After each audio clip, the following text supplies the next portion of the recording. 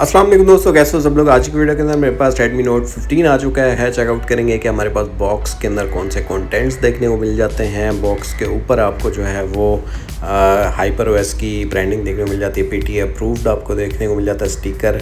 तो let's checkout आपको box के कंटेंट्स क्या देखने को मिल जाते हैं और इनिशियल इसका हैंड्स ऑन रिव्यू इस वीडियो के अंदर आपको प्रोवाइड कर दूंगा। मज़ीद इसके गेमिंग टेस्ट और जो टॉप 10 फीचर्स हैं वो भी बहुत जल्द मेरे चैनल पे आपको देखने को मिल जाएंगे।